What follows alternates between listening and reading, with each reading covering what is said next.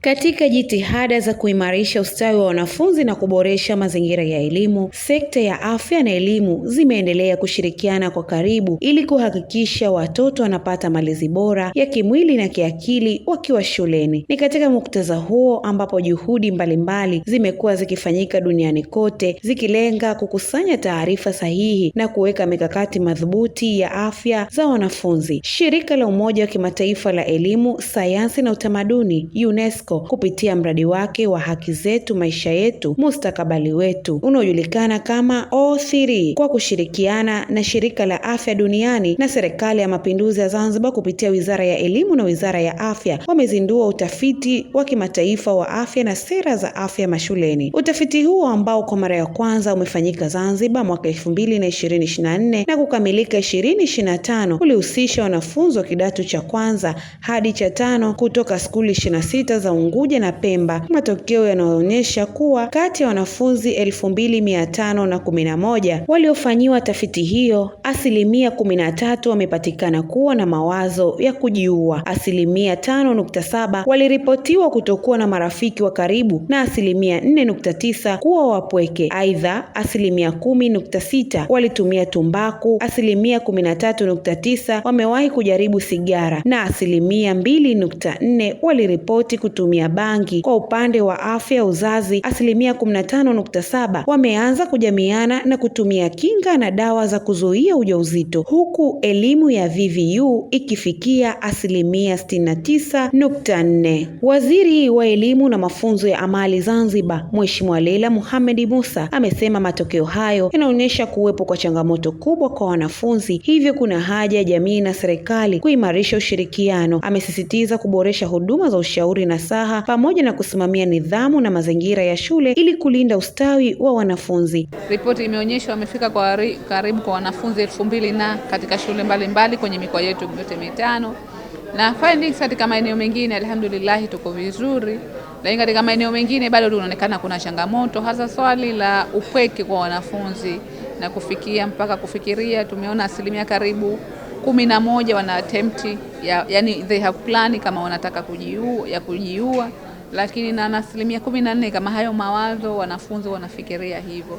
Na kama ambavyo tumekuwa tukiona katika matukio ya hivi karibuni, kwa sababu ambacho kimeonyeshwa kwenye ripoti hii ambayo imefanywa, tumekuwa mashuhuda wa miezi hivi ya karibuni, ndani ya miezi Novemba mpaka tukiwa Oktoba, matokeo mengi ya wanafunzi kujitundika na kujiua katika maeneo mbalimbali imekuwa imetokea.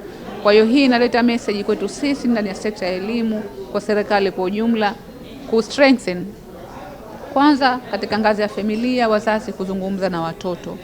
Ni lazima wazazi tuwe tunazungumza watoto wetu, tuwe tunakaa kuwasikiliza na kuwapa muda, kuwapa attention.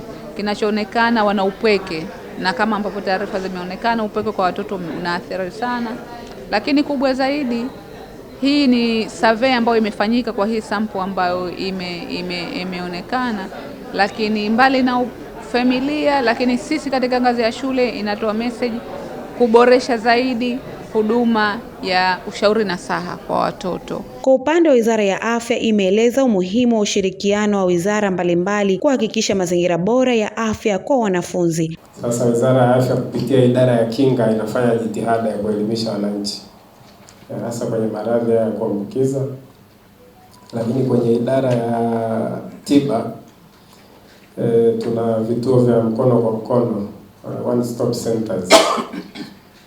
Hizi sasa zina address wale victims ambao wamepitia, wahanga wale ambao wa udhalilishaji wa kijinsia.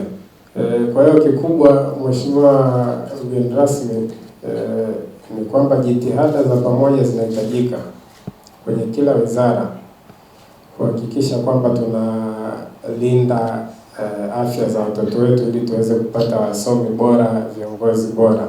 Kwa hiyo Mheshimiwa Waziri, nakushukuru sana, na washukuru na UNESCO, na natumaini kwamba jitihada hizi za pamoja zitatusaidia kuweza kuwasaidia watoto wetu wawe na afya njema na tuweze kuwa na taifa lenye afya. Katika upande wa sera, miundombinu na mazingira ya shule, utafiti umeonyesha kuwa 68.3% ya shule zina maji na sabuni kwa ajili ya kunawa mikono, huku 5.1% hazina kabisa huduma hiyo. Aidha, 86.5% zina maji salama ya kunywa, lakini ni 50.5% tu zinazokidhi vigezo vyote vya misingi vya usafi. Kwa upande wa huduma za afya, 64.9% ya shule zinazotoa huduma hizo, inagawa ni 10.8% tu zinazozitoa ndani ya shule, huku 33.6% zikitoa huduma za dharura pekee. Pia 84% ya shule zina sera za kupiga marufuku tumbaku na 81.1% zina sera za kudhibiti dawa za kulevya. Katika michezo na ustawi wa kimwili, 69.9% ya shule zina miundombinu ya elimu ya viungo na 67.4% zina vifaa vya michezo. Vile vile 51.1% ya shule zina kamati za afya zinazoshirikisha wadau mbalimbali, huku 67% zikiwa na sera za lishe bora, ikiwemo utoaji wa chakula na uhamasishaji wa vyakula vyenye virutubisho.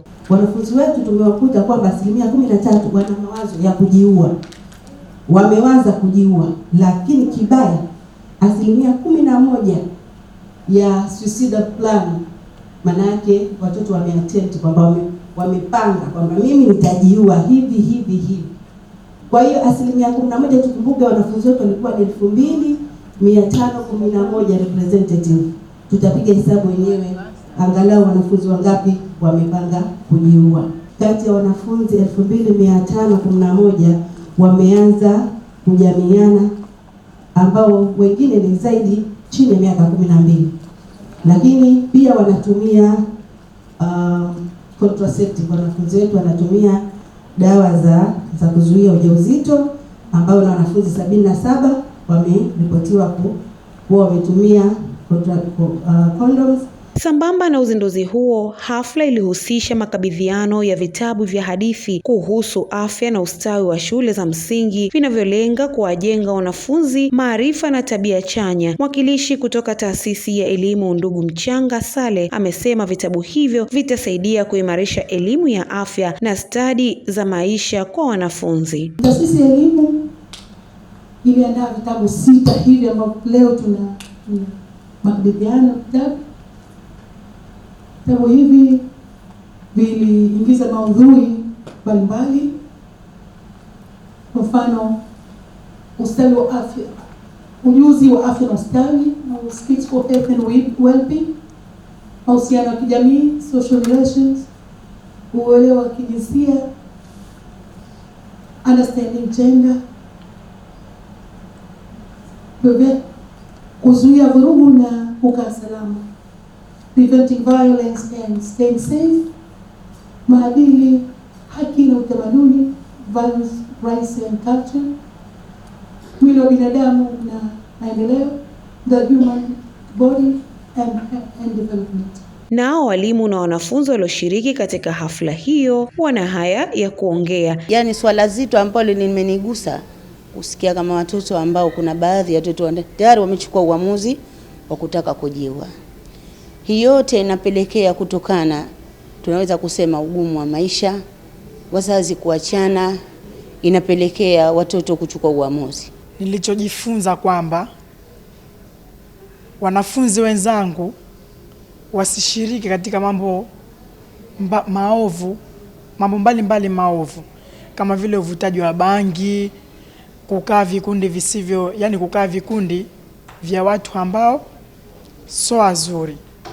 Kwa kweli najisikia vibaya kwa sababu katika Zanzibar, yani kuambiwa mmeshuka sana katika mambo ya vuta bangi sijui nini, najisikia vibaya. Na ushauri wangu wazazi, walezi na katika taifa kiujumla, tutoe elimu kwa wanafunzi, kwa sababu wanafunzi siku hizi hawaendi katika kutumia simu. Sasa mwanafunzi haendi kusoma, anaenda zake kutizama TikTok, YouTube, na katika YouTube na TikTok huko mambo mengi yanarushwa katika, yani yamefafanuliwa kabisa.